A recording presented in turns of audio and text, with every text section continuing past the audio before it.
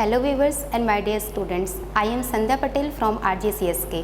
जैसा कि आपने हमारे प्रोमो वीडियो में देखा था कि हम इस आज के टॉपिक में स्लाइजेशन टॉपिक को डिस्कस करने वाले हैं और इसके बारे में कुछ नॉलेज गेन करने वाले हैं। So before starting our video, जिन लोगों ने हमारे चैनल को लाइक, सब्सक्राइब और शेयर नहीं किया है, आप प्लीज़ हमारे चैनल को लाइक, सब्सक्राइब और शेयर करें और ऐसे ही नॉलेजेबल वीडियो देखने के लिए हमारे चैनल RGCSK को सब्सक्राइब करें।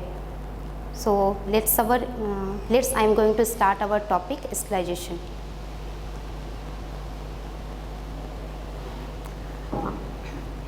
तो हम स्लाइजेशन को जानने से पहले उससे रिलेटेड कुछ कॉमन टर्म्स को जानेंगे। जैसा कि हमारा फर्स्ट टर्म है असेप्सिस। असेप्सिस वर्ड का मतलब होता है एब्सेंस ऑफ माइक्रो ऑर्गेनिज्म। असेप्सिस एक ऐसा टेक्निक है जिसका यूज़ हम माइक्रो ऑर्गेनिजम्स को रिमूव करने के लिए करते हैं, जैसे कि हमारे सरफेस पे या हमारे इन्वायरमेंट में या हमारे आर्टिकल्स पे किसी भी तरह के माइक्रो ऑर्गेनिजम्स होते हैं तो उनको रिमूव करने के लिए हम लोग असेप्सिस टेक्निक का यूज़ करते हैं। नेक्स्ट हमारा पॉइंट है एंटीसेप्टिक। एंटीसेप्टिक जो होता है वो एक जर्मिसाइड सब्सटेंस होता है जो क्या करता है कि हमारे सरफेस के, हमारे स्किन या हमारे म्यूकस मेम्ब्रेन के सरफेस पे ये माइक्रो ऑर्गेनिजम्स को डिस्ट्रॉय करता है या उसे किल करने का काम करता है और साथ में वहाँ पे जो भी माइक्रो ऑर्गेनिजम्स ग्रो कर रहे हैं उनके ग्रोथ को स्टॉप करता है। Next slide please. Next point है बैक्टीरियोस्टैटिक। बैक्टीरियोस्टैटिक एक ऐसा कंडीशन है जिसका यूज़ हम लोग बैक्टीरिया के मल्टीप्लिकेशन या बैक्टीरिया के ग्रोथ को स्टॉप करने के लिए करते हैं। नेक्स्ट टॉपिक है हमारा बैक्टीरियोसाइडल। बैक्टीरियोसाइडल एक टाइप का केमिकल होता है जिसका यूज़ हम लोग बैक्टीरियाज को किल करने के लिए यूज़ करते हैं। नेक्स्ट टॉपिक है जर्मिसाइड्स। जर्मिसाइड्स एक ऐसा एजेंट होता है जिसका यूज़ हम लोग पैथोजेनिक ऑर्गेनिजम्स को किल करने के लिए या फिर उनके ग्रोथ को स्टॉप करने के लिए करते हैं। नेक्स्ट पॉइंट है सैनिटाइजेशन। सैनिटाइजेशन एक ऐसा क्लिनिकल प्रैक्टिस है जिसका यूज़ हम लोग माइक्रो ऑर्गेनिजम्स को रिमूव करने के लिए करते हैं, जैसे कि ये हम हैंड वॉश करते हैं। हैंड वॉश के हेल्प से हम लोग हमारे हैंड में जो भी माइक्रो ऑर्गेनिज्म प्रेजेंट होते हैं इनको हम रिमूव करते हैं या डिस्ट्रॉय करते हैं। नेक्स्ट है हमारा अब एक डीकंटामिनेशन। डीकंटामिनेशन एक ऐसा प्रोसेस होता है जिसमें हम क्या करते हैं, पैथोजेनिक ऑर्गेनिज्म को कंटामिनेट करते हैं। इट मीन्स कि हम पैथोजेनिक ऑर्गेनिज्म को रिमूव करते हैं। हमारे पास कोई भी आर्टिकल हो ना, उस चीज़ को हम स्टरलाइजेशन या डिसइंफेक्शन मेथड के थ्रू वहाँ पे प्रेजेंट सारे माइक्रोब्स को हम डिस्ट्रॉय करते हैं या किल करते हैं। इस प्रोसेस को हम डीकंटामिनेशन कहते हैं। नेक्स्ट, जैसा कि हमारा टॉपिक है sterilization, so I will discuss about sterilization. Sterilization जो होता है वो एक ऐसा मेथड है जिसमें हम सभी तरह के वेजिटेटिव माइक्रो ऑर्गेनिजम्स और स्पोरिंग माइक्रो ऑर्गेनिजम्स को किल करते हैं। इसमें हम कंप्लीट डिस्ट्रक्शन करते हैं माइक्रो ऑर्गेनिजम्स का। जितने भी हमारे लिविंग माइक्रो ऑर्गेनिज्म होते हैं वेजिटेटिव या स्पोरिंग माइक्रो ऑर्गेनिज्म। वेजिटेटिव मतलब कि जो माइक्रो ऑर्गेनिज्म अभी ग्रो कर रहे हैं उनके ग्रोथ को हम स्टॉप करते हैं और जो हमारे स्पोर्स होते हैं स्पोर्स को भी इस मेथड के थ्रू हम पूरी तरीके से डिस्ट्रक्ट करते हैं। नेक्स्ट है हमारा डिसइंफेक्शन। डिसइंफेक्शन भी स्टरलाइजेशन जैसा ही प्रोसेस है, लेकिन इस मेथड में क्या होता है कि इसमें हम सभी तरह के माइक्रो ऑर्गेनिज्म को किल करते हैं एक्सेप्ट स्पोर्स।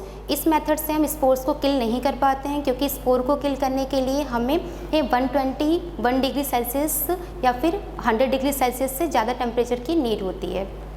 Next slide. अब हम आते हैं फिजिकल मेथड ऑफ स्टरलाइजेशन। इसमें हम ये डिस्कस करेंगे कि हम किस किस मेथड से स्टरलाइजेशन परफॉर्म कर सकते हैं। देखिए, हमें स्टरलाइजेशन, नीड ऑफ स्टरलाइजेशन, हमें स्टरलाइजेशन की ज़रूरत क्यों पड़ती है। जैसा कि हम जानते हैं कि हमारे इन्वायरमेंट में डिफरेंट टाइप के माइक्रो ऑर्गेनिजम्स हैं जो हमारे बॉडी को अफेक्ट करते हैं, हमें डिफरेंट टाइप के डिजीज़ कॉज करते हैं। सो हॉस्पिटल में इंक्लूडिंग हम अपने घर में स्टरलाइजेशन का यूज़ करते हैं जिससे हम माइक्रो ऑर्गेनिज्म फ्री रह सकें और हमें किसी भी तरह का कोई भी डिजीज़ ना हो। तो स्टरलाइजेशन जो होता है वो माइक्रो ऑर्गेनिज्म को किसी भी सरफेस या किसी भी आर्टिकल से हम लिविंग माइक्रो ऑर्गेनिज्म्स को रिमूव करते हैं और उनको हम डिस्ट्रॉय करते हैं, और हमारे इन्वायरमेंट के साथ साथ अपने आर्टिकल को भी हम लोग वो प्रॉपर तरीके से माइक्रो ऑर्गेनिज्म फ्री बनाते हैं। नेक्स्ट हमारा माइक्रो ऑर्गेनिज्म जो होता है वो हमारे बॉडी में इन्फेक्शन के लिए डिफरेंट टाइप के डिजीज़ के लिए रिस्पॉन्सिबल होता है। सो हम डिज़ीज़ को प्रिवेंट करने के लिए और माइक्रो ऑर्गेनिजम्स को किल करने के लिए स्टरलाइजेशन का यूज़ करते हैं। तो हमारा जो मेन एम होता है स्टरलाइजेशन का, उनका काम होता है कि जितने भी आर्टिकल्स हैं या जो भी हमारे सरफेस हैं उनसे माइक्रो ऑर्गेनिज्म को पूरी तरीके से किल करना और हमारे आर्टिकल को स्टरलाइज करना और उसको माइक्रो ऑर्गेनिज्म फ्री बनाना।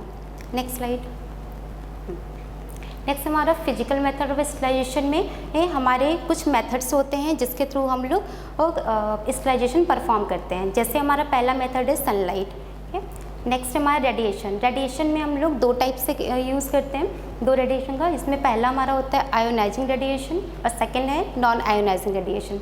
आयोनाइजिंग रेडिएशन में हम गामा रेज और एक्सरेज का यूज़ करते हैं। गामा रेज और एक्सरेज का यूज़ करके हम लोग हमारे इक्विपमेंट या आर्टिकल को स्लाइस करते हैं, और वहीं नॉन आयोनाइजिंग में हम यूवी रेज और इंफ्रारेड रेज को यूज़ करके आइटम्स को स्लाइस करते हैं।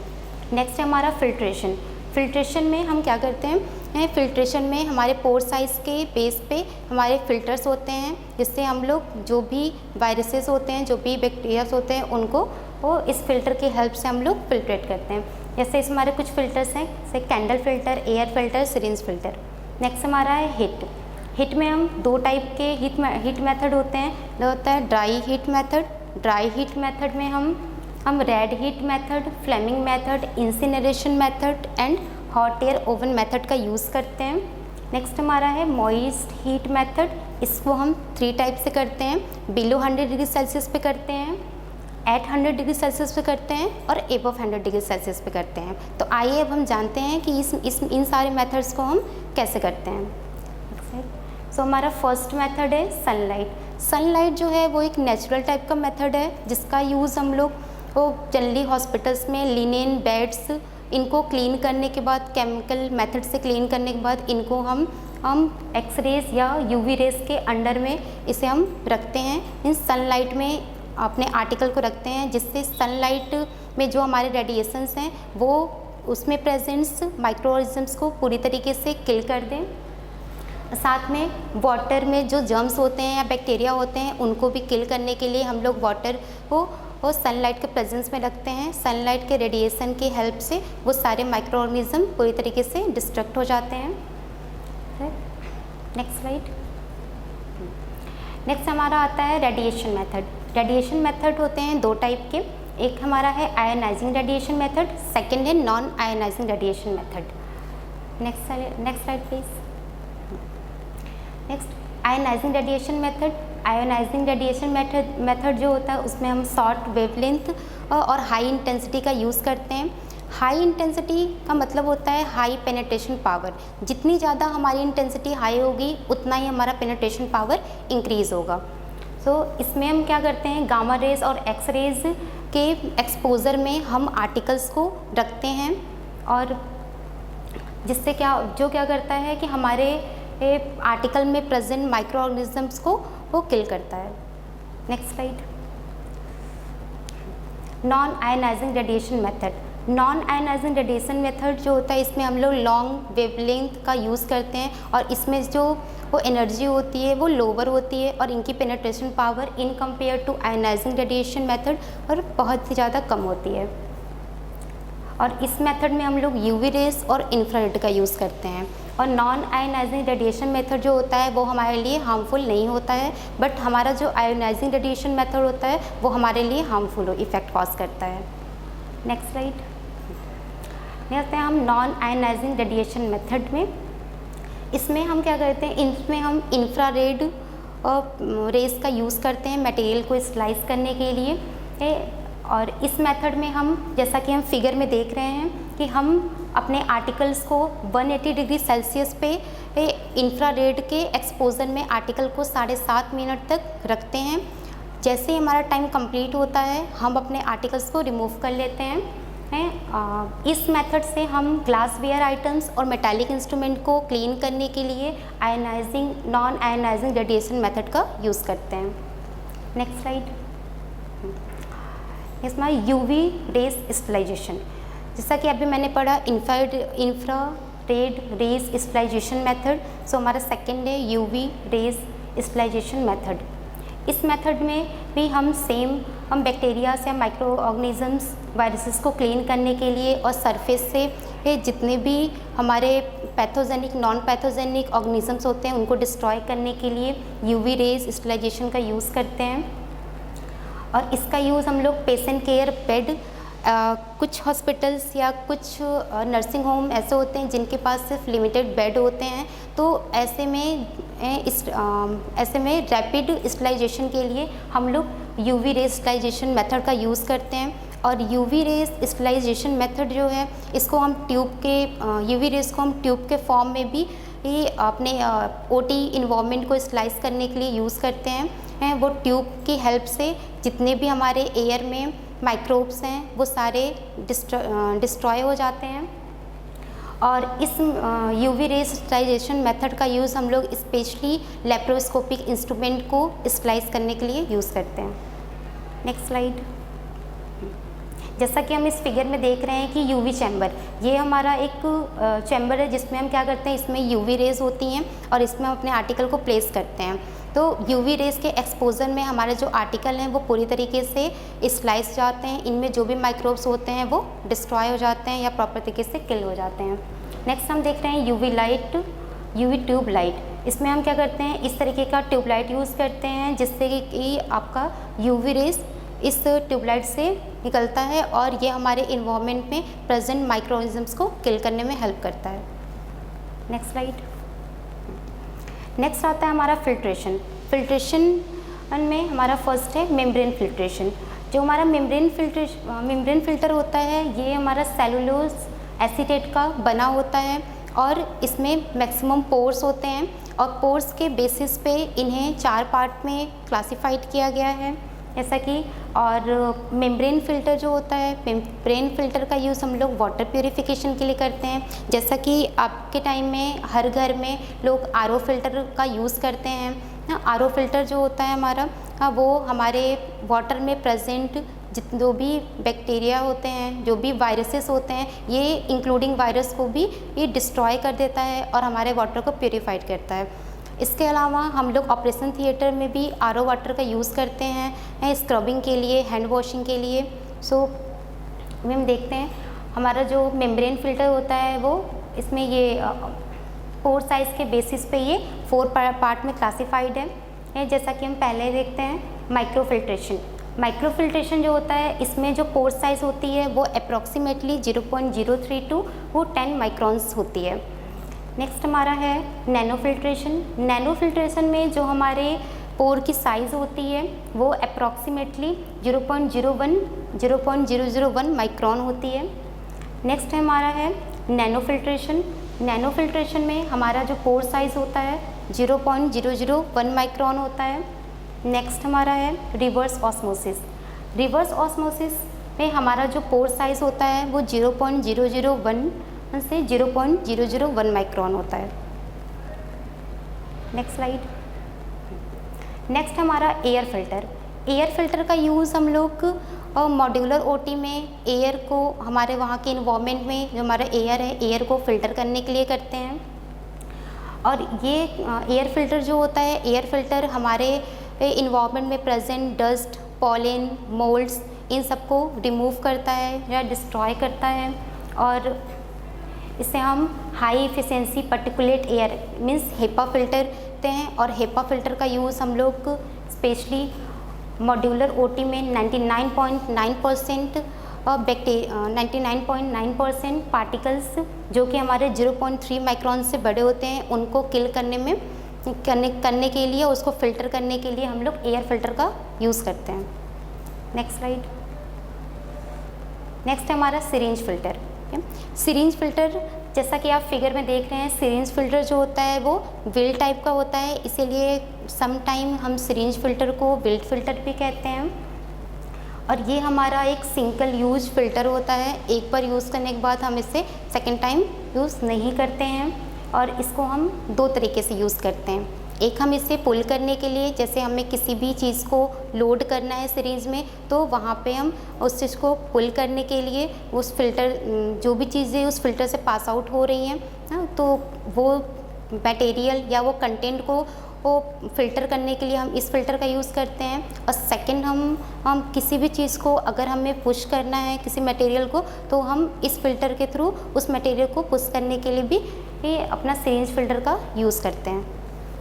Next slide. नेक्स्ट आता है हमारा हीट स्टरलाइजेशन। हीट स्टरलाइजेशन जो होता है वो दो टाइप का होता है।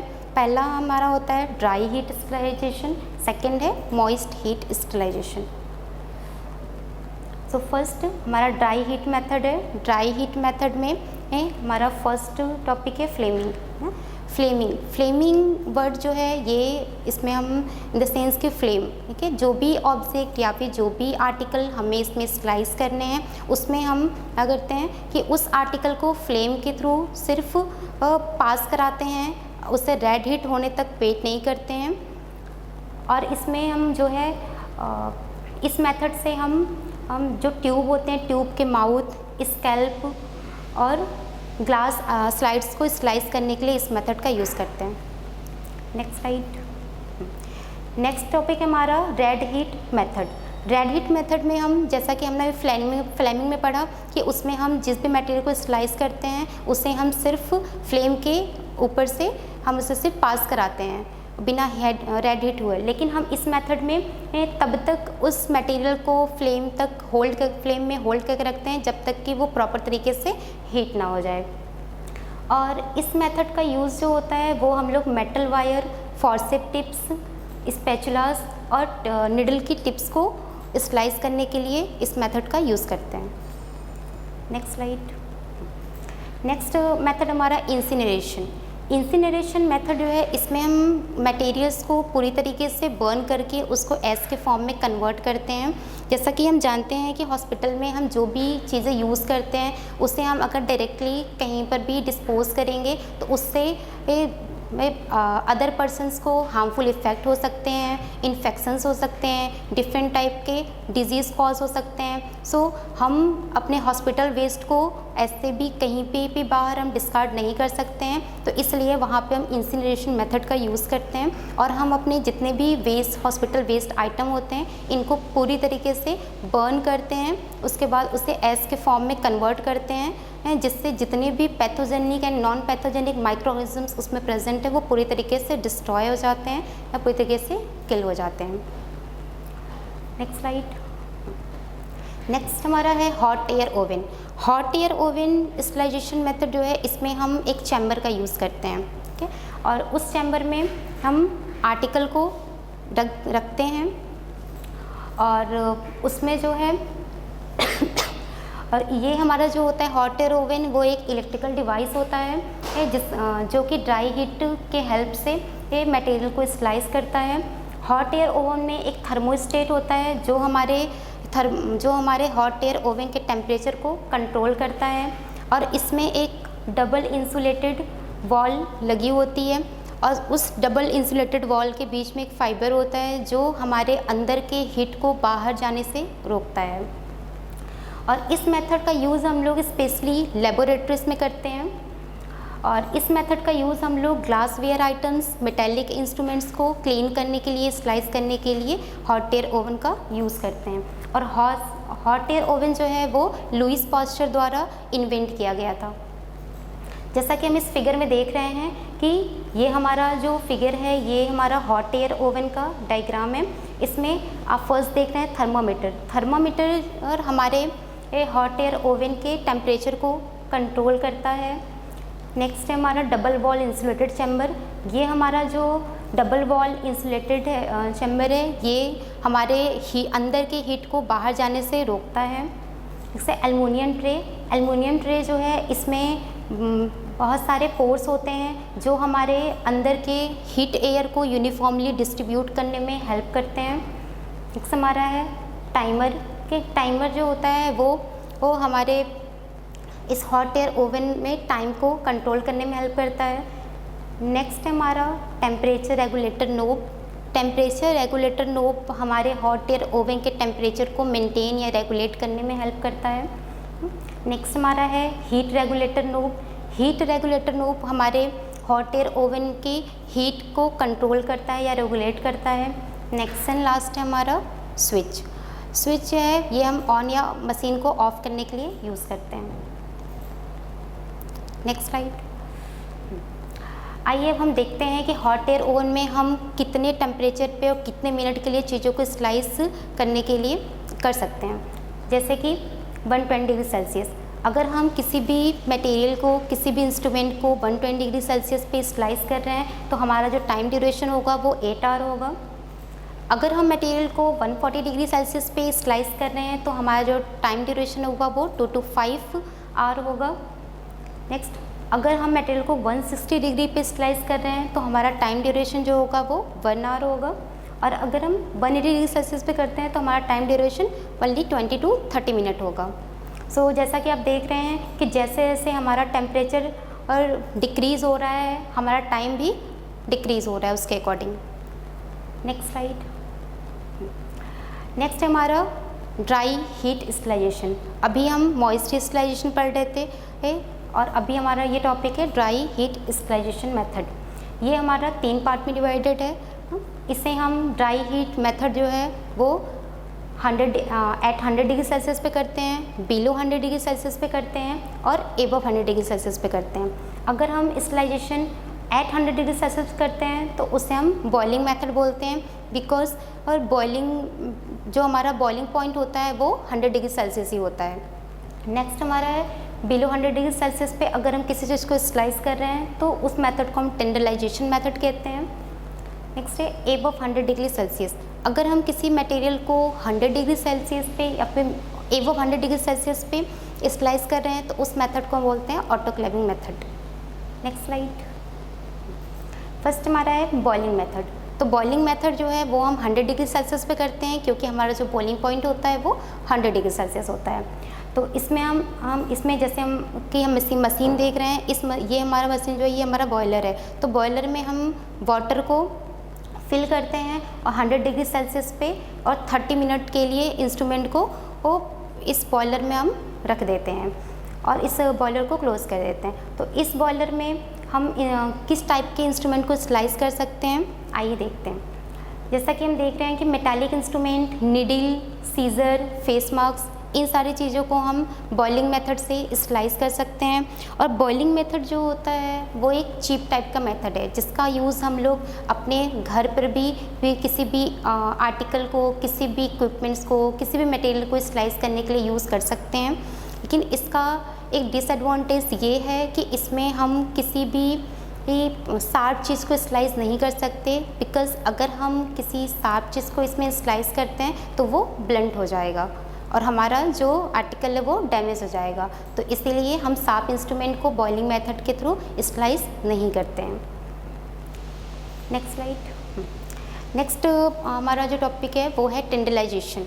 टेंडरलाइजेशन मेथड जो है इसमें हम जो टेम्परेचर है वो 100 डिग्री सेल्सियस पे हम इस मेथड को यूज़ करते हैं। जैसा कि हम इसमें देख रहे हैं कि हमें जिस भी सब्सटेंस को स्लाइस करना है इसे हम 100 डिग्री सेल्सियस पे कंटिन्यूअस 15 मिनट के लिए स्लाइस करते हैं और इस मेथड को हम लोग कंटिन्यूअस 3 दिन तक रिपीट करते हैं। जैसा कि अगर हमें किसी भी सब्सटेंस को या किसी भी आर्टिकल को स्लाइस करना है तो हम फर्स्ट डे 100 डिग्री सेल्सियस पे उस आर्टिकल को 15 मिनट तक कैरी करेंगे। अगेन कंटिन्यूअस 3 डेज़ तक इसी प्रोसेस को हम रिपीट करेंगे। और हमारा जो टेंडरलाइजेशन मेथड है, टेंडरलाइजेशन मेथड हमारा 19वीं सेंचुरी से चलता आ रहा है। और टेंडरलाइजेशन मेथड जो है इसको इन्वेंट जॉन टेंडल ने किया था। सो उनके नाम के बेसिस पे इस मेथड को टेंडरलाइजेशन मेथड नाम दिया गया है। और इस मेथड को उन्होंने इन्वेंट हीट रेजिस्टेंट इंडोस्पोर को किल करने के लिए इस मेथड का यूज़ उन्होंने किया था। Next slide. नेक्स्ट हमारा आता है पास्चराइजेशन। जैसा कि हम जानते हैं पास्चराइजेशन मेथड का यूज़ हम मेनली मिल्क इंडस्ट्री में करते हैं, मिल्क को पास्चराइज करने के लिए। इसके अलावा हम इस मेथड से जिस भी आर्टिकल को स्लाइस करते हैं उसमें हमारा जो टेम्परेचर होता है वो 60 to 75 डिग्री सेल्सियस होता है। इसमें हम 30 मिनट के लिए 60 to 75 डिग्री सेल्सियस पे आर्टिकल को स्लाइस करते हैं, या फिर 75 to 100 डिग्री सेल्सियस पे भी हम आर्टिकल को स्लाइस कर सकते हैं, लेकिन उसमें जो हमारा टाइम ड्यूरेशन होता है वो लेस देन 30 मिनट होता है। और ये मेथड पास्चराइजेशन मेथड जो होता है वो हम लोग स्टरलाइजेशन और डिसइंफेक्शन के लिए यूज़ करते हैं। और हम आइए जानते हैं कि इसमें किस किस आर्टिकल को हम स्लाइस कर सकते हैं। जैसा कि breathing tube, endotracheal tube, reservoir bag और कुछ अदर रबर आइटम्स जो होते हैं उनको स्लाइस करने के लिए हम लोग पास्चराइजेशन मेथड का यूज़ करते हैं। Next slide. नेक्स्ट हमारा आता है ऑटोक्लेविंग। ऑटोक्लेविंग मेथड जो है इसमें हम लोग जो टेम्परेचर यूज़ करते हैं वो 100 डिग्री सेल्सियस एबव होता है। और ऑटोक्लेविंग जो है वो इन्वेंट किया था चार्ल्स चैम्बरलैंड ने। और जो हमारा ऑटोक्लेव है, ऑटोक्लेव का मतलब होता है हमारा सेल्फ क्लोजिंग डोर, और हमारा क्लेविस का मतलब होता है सेल्फ लॉकिंग डिवाइस। हमारा जो ऑटोक्लेविंग मशीन है वो हमारा मॉइस्ट हीट स्टरलाइजेशन पे वर्क करता है, और इसका जो मैक्सिमम टेम्परेचर होता है वो 121 डिग्री सेल्सियस होता है। और इसका यूज़ हम लोग माइक्रोब्स को पूरी तरीके से, माइक्रोब्स इंक्लूडिंग स्पोर्स को पूरी तरीके से किल करने या डिस्ट्रॉय करने के लिए इस मेथड का यूज़ करते हैं। तो आइए अब हम देखते हैं कि इसका प्रोसेस क्या होता है, कि इसका प्रोसीजर क्या होता है, इसका मेथड क्या होता है, किस तरीके से हम ऑटोक्लेविंग प्रोसीजर परफॉर्म करते हैं। Next slide. जैसा कि आप देख रहे हैं कि ऑटोक्लेव जो है वो फंक्शन और स्ट्रक्चर के बेसिस पे क्लासिफाइड किया गया है। तो हमारा जैसे फंक्शन के बेसिस पे देखते हैं तो फर्स्ट हमारा है ग्रेविटी डिस्प्लेसमेंट टाइप। तो gravity displacement type and second है vacuum type. Gravity displacement type में जो हमारा ऑटोक्लेव का जो चैम्बर होता है उसमें जो एयर होती है वो एयर तब डिस्प्लेस होती है जब हम स्टीम उसमें जिसमें हम स्टीम जो होता है उसमें इंसर्ट कराते हैं। जैसे जैसे हमारा स्टीम जो होता है अगर चैम्बर के अंदर जाता है वैसे वैसे जो एयर होता है वो वहाँ से रिमूव होता है, इसलिए इसमें आर्टिकल को स्टरलाइज होने में ज़्यादा टाइम लगता है in compare to vacuum type. अगर हम वैक्यूम टाइप की बात करें तो वैक्यूम टाइप में जो हमारा ऑटोक्लेव होता है उसके चैम्बर में जो हमारे एयर होते हैं उसको रिमूव करने के लिए अलग से उसमें वैक्यूम होता है, जिससे कि हम उसमें स्टीम को इंसर्ट कराने से पहले उसमें के जो एयर होते हैं एयर को हम पूरी तरीके से रिमूव कर देते हैं। उसके बाद हम उसमें स्टीम को इंसर्ट कराते हैं, जिससे उसकी पेनिट्रेशन पावर इंक्रीज़ हो जाती है और इसमें इंस्ट्रूमेंटल आर्टिकल को स्लाइस करने में टाइम ड्यूरेशन कम लगता है in compare to gravity displacement type. So next हमारा है स्ट्रक्चर और साइज़ के बेसिस पे ये दो पार्ट में क्लासिफाइड किया गया है, एक है हॉरिजेंटल एंड सेकंड है वर्टिकल। Next slide.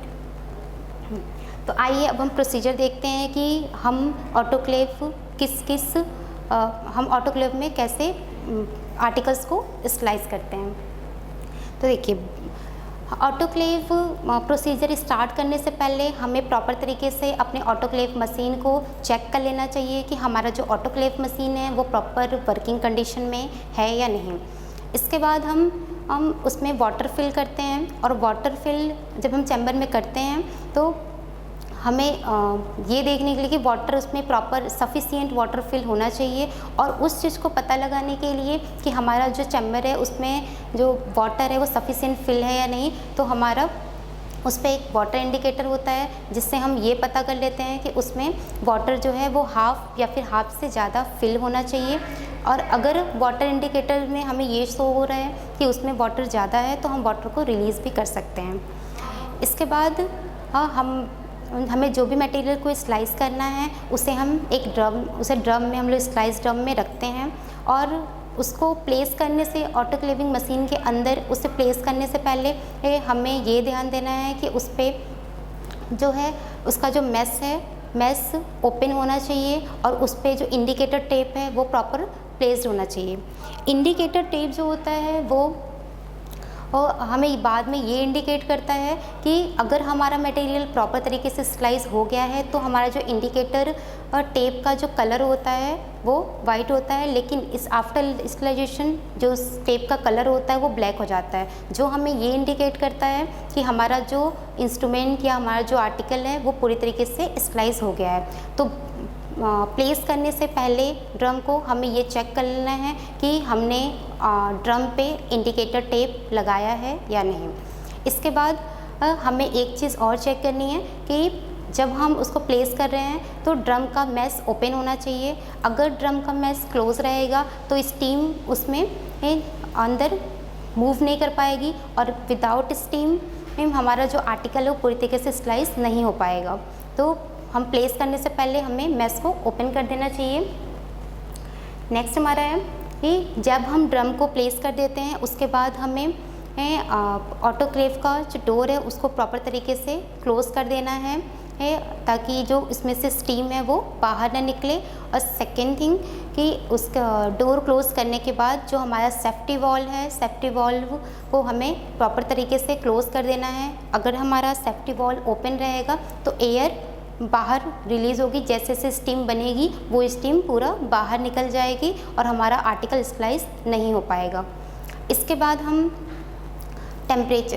हम लोग बॉयलर को ऑन करते हैं जिससे कि हमारा जो वाटर है चैम्बर में वो बॉयल होना स्टार्ट हो जाता है। और जैसे जैसे बॉइलिंग में जैसे जैसे टेम्परेचर इंक्रीज़ होता है वैसे वैसे हमारा स्टीम बनना शुरू हो जाता है, हमारे आर्टिकल स्लाइस होने लगते हैं। इसके बाद हम क्या करते हैं, इलेक्ट्रिक हीटर को ऑन कर लेते हैं, सेफ्टी वॉल्व को प्रॉपर तरीके से एडजस्ट कर लेते हैं। इसके बाद हम लोग कुछ टाइम को प्रेशर, हमने जितना प्रेशर अपना सेट कर रखा है, जब हमारा स्टीम बनता है हमारा प्रेशर, जैसे जैसे स्टीम बनता है हमारा प्रेशर इंक्रीज़ होता है।